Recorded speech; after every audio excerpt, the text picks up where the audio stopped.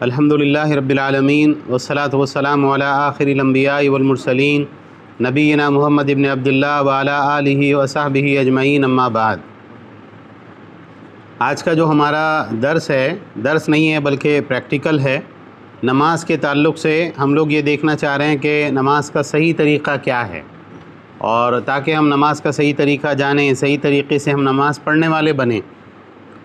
نماز کے صحیح طریقے کی اہمیت کیا ہے؟ ایک ہے نماز کا پڑھنا، اور ایک ہوتا ہے نماز کا صحیح پڑھنا۔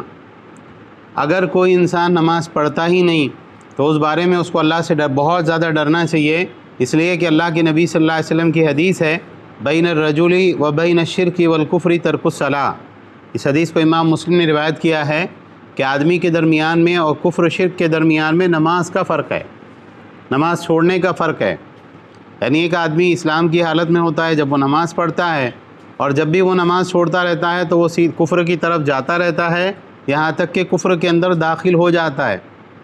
ترک صلاۃ ایک ایسا عمل ہے، نماز کا چھوڑنا ایک ایسی چیز ہے کہ اگر آپ بار بار نماز چھوڑتے رہتے ہیں تو جتنی بار آپ نماز چھوڑ رہے ہیں آپ کفریہ کام کر رہے ہیں، اور ہو سکتا ہے کہ آپ اس کی وجہ سے کافر ہو جائیں۔ جیسے کہا جاتا ہے کہ بھئی تمباکو کھانے سے کینسر ہوتا ہے، اور یہ آج کے دور میں بالکل یہ بات پروف ہو چکی ہے کہ واقعی کینسر کا بہت بڑا سبب تمباکو، گٹکا اور اس طرح کی چیزیں کھانا ہیں۔ تو ایسا نہیں ہوتا کہ بھئی فوراً آپ کھائے اور فوراً آپ کو کینسر ہو جائے، لیکن جتنی مرتبہ آپ گٹکا، تمباکو وغیرہ استعمال کرتے ہیں اتنا زیادہ آپ کینسر کے یعنی جو ہے امکانات اس کے بڑھتے چلے جاتے ہیں۔ تو ایک تو یہ ہے کہ نماز پڑھنا ضروری ہے ہر مسلمان کے لیے، ہر بالغ مرد عورت کے لیے 5 وقت کی نماز پڑھنا ضروری ہے، الا یہ کہ اللہ تعالیٰ کی طرف سے کچھ مخصوص معاملات میں عورتوں کے لیے نماز معاف ہوتی ہے۔ ایک بات یہ ہے، اور یہ اس کا اتنا زیادہ تاکید ہے کہ اگر ایک آدمی بیمار ہے تو کھڑے ہو کے نماز پڑھے، بیماری کی حالت میں بھی کھڑے ہو کے نماز پڑھے۔ اگر کھڑے ہونے کے نماز پڑھنے کی طاقت نہیں ہے تو بیٹھ کے نماز پڑھے۔ آپ سوچئے کہ وہ آدمی کتنا بیمار رہے گا کہ جس کے اندر کھڑے ہونے کی طاقت نہیں ہے، کھڑے ہوں گا تو گر جائے گا۔ تو اس کے لیے اللہ کے نبی صلی اللہ علیہ وسلم نے کیا حکم دیا؟ بیٹھ کے نماز پڑھے۔ اور اگر ایک آدمی اتنا بیمار ہے کہ اگر وہ بیٹھے گا تو بیٹھ کر بھی اس کی طبیعت اور خراب ہو جائے گی، اس کو تکلیف ہوگی، بیٹھنے کی طاقت بھی اس کے جسم میں نہیں ہے، تو ایسی صورت میں اس کو کیا کرنا چاہیے؟ اس کو لیٹ کے نماز پڑھنا چاہیے۔ لیکن نماز اس سے اس حالت میں بھی معاف نہیں، اس انسان کے لیے جو انسان بیماری کی وجہ سے بیٹھنے کی بھی طاقت نہیں رکھتا، اس کے لیے بھی نماز معاف نہیں ہے۔ ایک بات یہ ہے، حضرت عمر رضی اللہ تعالیٰ عنہ کی شہادت کا واقعہ ہم سب کو معلوم ہے کہ حضرت عمر رضی اللہ تعالیٰ عنہ کے پیٹ پر ایک ایرانی غلام نے وار کیا تھا، اور کیسا وار تھا وہ کہ حضرت عمر رضی اللہ تعالیٰ عنہ کا پیٹ پورا کٹ گیا تھا، یہاں تک کہ جب ان کو دودھ پلایا گیا تو ان کو اوپر سے پلایا ہوا دودھ نیچے سے نکل گیا، پیٹ میں سے باہر آ گیا۔ تو طبیب نے جب دیکھا، اس زمانے کے ڈاکٹر نے، تو اس نے کہا اب یہ بچ نہیں سکتے، اب ان کا انتقال ہو جائے گا تھوڑی دیر میں۔ ایسے وقت میں بھی بیٹا کیا کہتا ہے ان سے؟ ابا نماز کا ٹائم ہے، نماز پڑھیے۔ اور حضرت عمر رضی اللہ تعالیٰ عنہ کیا کہتے ہیں کہ ہاں نام لا حظ فی الاسلامی لمن ترک الصلاۃ، اس آدمی کا اسلام میں کوئی حصہ نہیں جو نماز جان بوجھ کے چھوڑ دے۔ تو ایک تو ہوتا نماز پڑھنا، دوسرے یہ کہ نماز کا صحیح پڑھنا جو طریقہ اللہ کے نبی صلی اللہ علیہ وسلم سے ثابت ہے۔ اس کی اہمیت کیا ہے؟ حضرت حذیفہ رضی اللہ تعالیٰ عنہ مسجد میں ہیں، اور ایک آدمی کو انہوں نے دیکھا وہ جلد بازی میں نماز پڑھ رہا ہے الٹا سیدھا سنت کے خلاف۔ تو انہوں نے اس کو بلایا، اور بلانے کے بعد میں اس سے پوچھا تو کتنے سال سے ایسی نماز پڑھ رہا ہے؟ اس نے کہا میں 60 سال سے نماز پڑھ رہا ہوں۔ تو حضرت حذیفہ رضی اللہ تعالیٰ نے کہا کہ تو نے 60 سال سے ایک بھی نماز نہیں پڑھی، اور اگر تو اس حالت میں مر جاتا تو اس دین پہ نہیں مرتا جو محمد صلی اللہ علیہ وسلم لے کے آئے ہیں۔ تو نماز کا صحیح پڑھنا کتنا ضروری ہے نا؟ اچھا، نماز کا طریقہ کیا ہے؟ بہت سے لوگ زبان سے نیت کرتے ہیں۔ زبان سے نیت کرنا اللہ کے نبی صلی اللہ علیہ وسلم سے، صحابہ سے، معتبر اہل علم ائمہ سے کسی سے ثابت نہیں ہے۔ امام ابو حنیفہ رحمۃ اللہ علیہ نے بھی کہیں نہیں بولے کہ تم زبان سے نیت کرو۔ نیت ہر عمل کے لیے ضروری ہے، لیکن نیت کیا ہے؟ دل کے ارادے کا نام ہے، نیت زبان سے نہیں بولی جاتی۔ اب مثال کے طور پر آپ فقیر کو 10 روپے دے رہے ہیں، تو فقیر کو 10 روپے، فقیر مطلب جو واقعی شرعی اعتبار سے جو مسکین اور ضرورت مند ہے، تو غریب کو صدقہ کرنا یہ نیکی ہے کہ نہیں ہے؟ بلا شبہ نیکی ہے۔ آپ ایسا بولتے کہ میں نیت کرتا ہوں یہ 10 روپے اللہ کے لیے میں اس غریب کو دے رہا ہوں، واسطے اللہ کے رخ میرا کعبہ شریف کی طرف ڈال رہا ہوں میں اس کے کٹورے میں، ایسا بولتے کبھی نہیں بولتے۔ اگر کوئی بولے گا تو لوگ پاگل سمجھیں گے۔ جاتا ہوں میں مسجد میں نماز پڑھنے کے لیے، رخ میرا کعبہ شریف کی طرف، اللہ اکبر، ایسا بولتے مسجد کے لیے جب جاتے تو زبان سے نیت کرنا بیوقوفی ہے، حماقت ہے۔ اللہ اکبر کہہ کر نماز کا سب سے پہلا لفظ جو آپ زبان سے نکالیں گے وہ کیا ہے؟ اللہ اکبر، اللہ سب سے بڑا ہے۔ اس کو کیا کہتے ہیں؟ تکبیر تحریمہ۔ کیا کہتے ہیں؟ تکبیر تحریمہ۔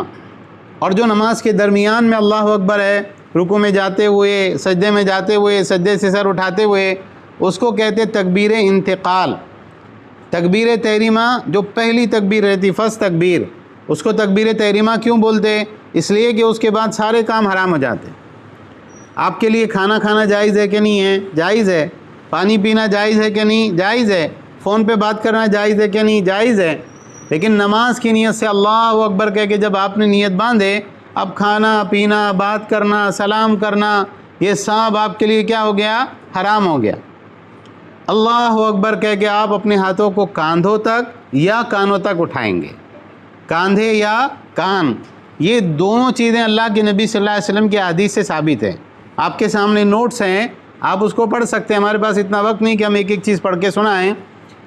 اب کاندھوں اور کانوں کے بیچ میں، یعنی بعض لوگ کیا کرتے ہیں کہ بھئی ہاتھ کے نچلا حصہ کندھوں پہ رہنا اور ہاتھ کا اوپر کا حصہ کانوں پہ رہنا، اور جو وہم کے مریض رہتے وہ کیا کرتے؟ ایسا گھنٹی بجاتے، ایسا، تو وہ کانوں کی لو کو جب تک ٹچ نہیں کرے ان کو یقین نہیں ہوتا کہ یار میں نے نیت باندھا۔ اچھا، وہم بہت بری چیز ہے، وہم کبھی نہیں کرنا۔ یعنی بعض لوگ کیا کرتے؟ نیت باندھتے، شاید میری نیت صحیح نہیں ہوئی، پھر توڑتے، پھر اس کے بعد اللہ اکبر کہہ کے پھر باندھتے، پھر کچھ تو بھی گڑبڑ ہوئی۔ ایسا کچھ نہیں ہوتا۔ اللہ اکبر کہہ کے ہاتھوں کو سینے کے اوپر آپ باندھ لیں، سینے کے اوپر اپنے ہاتھ باندھ لیں، اور اس کے بعد میں اس میں طریقہ ہے کہ بھئی کس طرح سے جو ہے آپ نے ہاتھوں کو باندھنا ہے۔ یعنی وائل ابن حجر کی حدیث ہے کہ آپ نے دایاں ہاتھ بائیں ہاتھ کی کلائی کے پشت اس کے جوڑ اور کلائی پر رکھا۔ تو بہرحال اس میں تفصیل آپ بعد میں دیکھ سکتے ہیں۔ آپ نے ہاتھ باندھ لیے، اس کے بعد بہت سارے بچوں کا ہم نے ہمارے مکتب میں بچوں کو بولے تھے ثنا یاد ہے کہ نہیں سناؤ۔ تو ایک کامن غلطی کیا رہتی معلوم ہے آپ کو؟ بچے جب ثنا یاد کرتے ہیں تو ثنا دعا کا نام ہے، جیسے الحمدللہ رب العالمین کی جو سورت ہے اس کا نام سورہ فاتحہ ہے، قل اعوذ برب الفلق، قل اعوذ برب الناس کا نام معوذتین ہے، تو اس کا نام کیا ہے دعا کا؟ ثنا۔ تو اللہ اکبر کہہ کے جب آپ نے نیت باندھے تو مکتب کی رٹی ہوئی دعا رہتی، تو انسان کیا پڑھتا؟ ثنا، سبحانک اللہم و بحمدک کا ثنا نہیں پڑھنا، یہ لفظ نہیں دہرانا ہے، کیونکہ یہ دعا کا نام ہے۔ اللہم باعث بینی والی دعا پڑھیں، بہت اچھے اس کے معنی ہیں، ثنا پڑھیں، اور اس کے علاوہ بھی دسیوں دعائیں اللہ کے نبی صلی اللہ علیہ وسلم سے نماز کے شروع میں ثابت ہے۔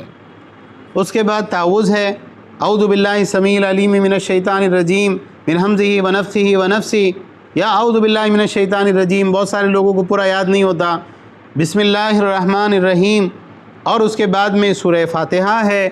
ہر نماز کی ہر رکعت میں سورہ فاتحہ کا پڑھنا ضروری ہے۔ آپ امام کے پیچھے ہوں، آپ اکیلے ہوں، آپ عید کی نماز پڑھ رہے، جنازے کی نماز پڑھ رہے، ہر وہ عبادت جس کا نام نماز ہے اس کے اندر سورہ فاتحہ کا پڑھنا فرض ہے۔ اگر آپ سورہ فاتحہ نہیں پڑھیں گے آپ کی نماز نہیں ہوگی۔ اس کے بعد بسم اللہ الرحمن الرحیم کہہ کے قرآن کی کوئی چھوٹی سورت پڑھیں، سورہ فاتحہ کا پڑھنا فرض ہے، اور اس کے ساتھ سورت کا ملانا سنت ہے۔ اگر آپ امام کے پیچھے نماز پڑھ رہے ہیں اور امام زور سے قرات کر رہا ہے تو آپ صرف سورہ فاتحہ پڑھیں گے، اس کے بعد رک کر امام کی قرات سنیں گے، اس کے بعد میں آپ سورت نہیں ملائیں گے۔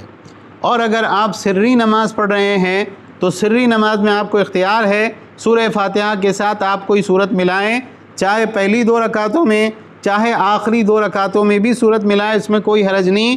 اللہ کے نبی صلی اللہ علیہ وسلم بعض مرتبہ 4 رکعتوں میں سورت ملاتے تھے۔ سورت آپ نے ملا لیے، اس کے بعد اللہ اکبر کہیں گے اور اپنے دونوں ہاتھوں کو کانوں تک یا کاندھوں تک اٹھائیں گے، اور اس کے بعد رکوع میں جائیں گے۔ یہ اللہ تکبیر تحریمہ کے وقت میں، رکوع میں جاتے ہوئے، رکوع سے اٹھتے ہوئے اور تیسری رکعت کے شروع میں، یہ 4 مقامات ہے جہاں پر نماز کے اندر اپنے دونوں ہاتھوں کو کاندھوں یا کانوں تک اٹھانا اللہ کے نبی صلی اللہ علیہ وسلم کی سنت ہے۔ یہ بہت مظلوم سنت ہے، بہت سارے لوگ اس سنت سے نفرت کرتے ہیں، یہ سنت پہ عمل کرنا پسند نہیں کرتے۔ اگر ہم کسی ایسے زمانے میں ہیں جہاں پر لوگ ایک سنت پہ عمل کرنے کو برا سمجھتے ہیں اور ہم اس سنت پہ عمل کر رہے ہیں، تو اللہ سے امید ہے کہ اللہ تعالیٰ کے ہمیں اس کا زیادہ اجر و ثواب ملے گا۔ تو کسی کی باتوں سے مغالطے میں نہیں پڑنا چاہیے، ہاتھوں کو اٹھا کے برابر رفع الیدین کرنا چاہیے۔ آپ رکوع میں گئے، رکوع میں کم سے کم 3 مرتبہ سبحان ربی العظیم پڑھنا چاہیے، پھر اس کے بعد آپ 5 مرتبہ پڑھیں، پھر اس کے بعد آپ 7 مرتبہ پڑھیں، 9 مرتبہ پڑھیں، زیادہ سے زیادہ 10 مرتبہ آپ پڑھیں، ٹھیک ہے؟ اس کے بعد میں آپ سمیع اللہ لمن حمیدہ ربنا لک الحمد حمدا کثیرا طیبا مبارکا فی، یہ کہتے ہوئے آپ رکوع سے کھڑے ہوں گے۔ اس بارے میں اہل علم کے درمیان میں اختلاف ہے کہ سمیع اللہ لمن حمیدہ اور ربنا لک الحمد کہنا یہ امام اور مقتدی دونوں کے لیے ضروری ہے یا امام کا وظیفہ الگ ہے، مقتدی کا وظیفہ الگ ہے۔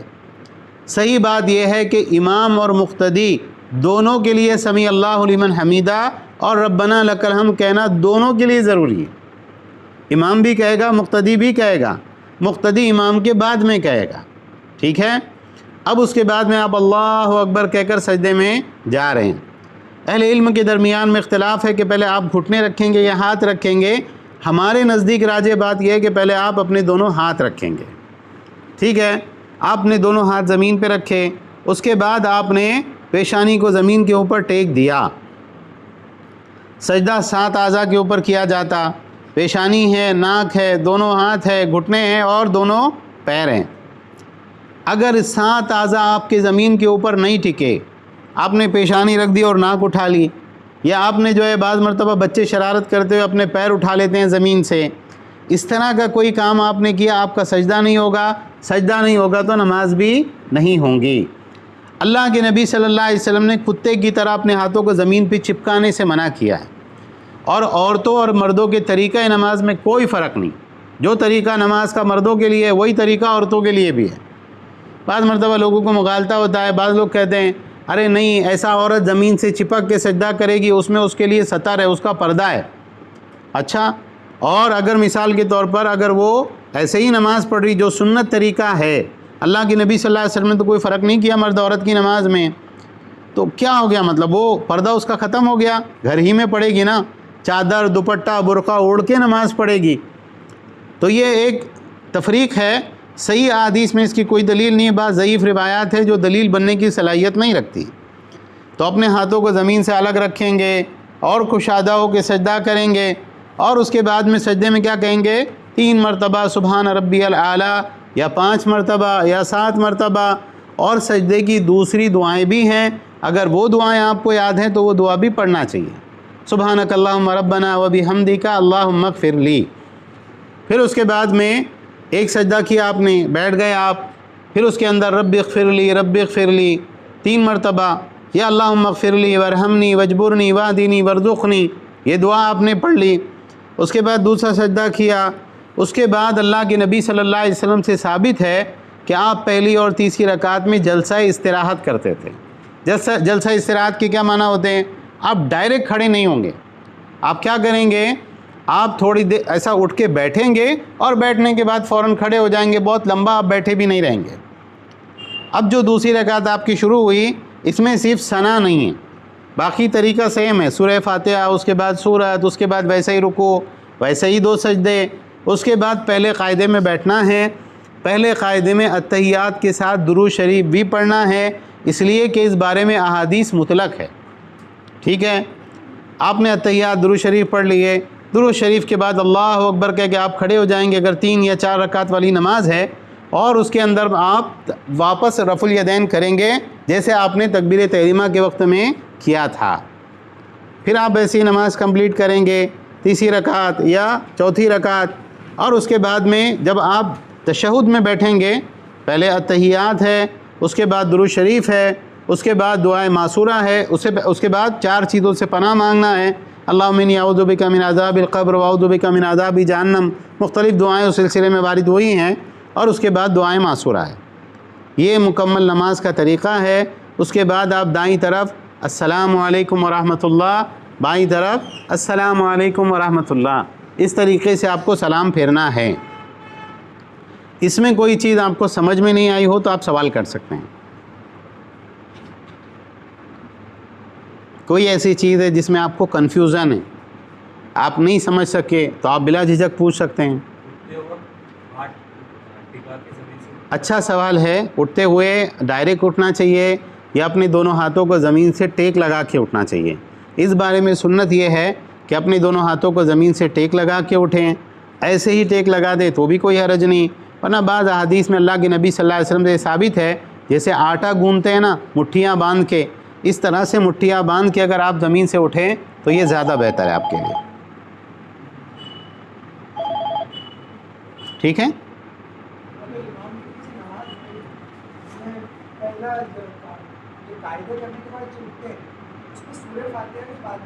ڈائل کیجیے نمبر۔